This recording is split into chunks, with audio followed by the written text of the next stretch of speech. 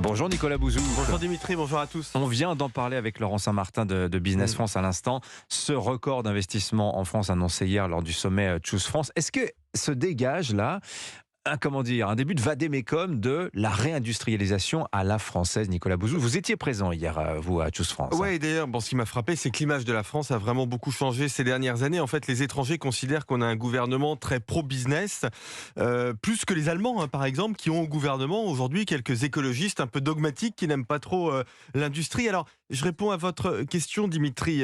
Pour être attractif, déjà, il faut mettre de l'argent public. Est-ce qu'on en met en France? Oui, beaucoup.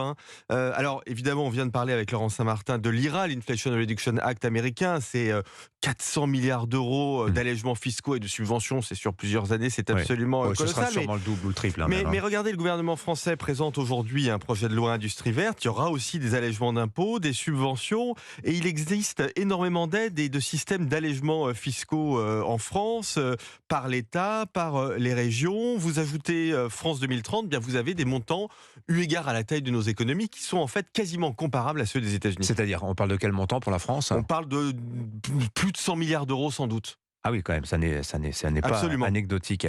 Bon, c'est très bien, mais je vous repose ma question. Qu'est-ce qui nous manque? C'est quoi la bonne recette pour réindustrialiser? Alors, ce qui nous manque, c'est la simplicité et la rapidité. Aux États-Unis, pour prendre cet exemple, tout est beaucoup plus simple. En France, pour être tout à fait concret, il faut 18 mois de procédure en moyenne pour implanter une usine, comparé à 4 à 12 mois en Allemagne, par exemple, 6 à 12 mois en Suède. Alors, deux raisons à cet écart qui est très important.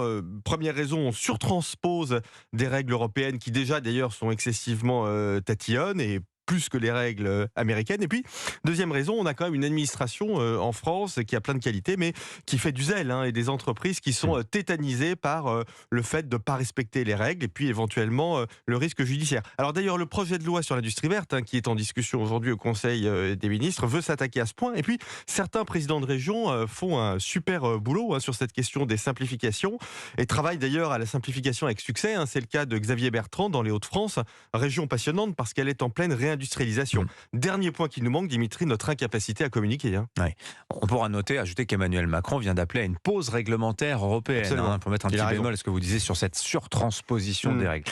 Grosso modo, vous trouvez quand même que la France se vend mal? Ah oui, alors les étrangers adorent notre gouvernement, mais enfin ils pensent quand même que la France c'est le pays où on peut pas licencier, où on travaille 35 heures et on part en retraite à 60 ans. Les trois sont faux. Le marché du travail fonctionne en France maintenant à peu près comme la moyenne de l'Union européenne. Les gens à temps plein travaillent plus de 40 heures. Et on part en retraite en moyenne à 63 ans et ça va augmenter.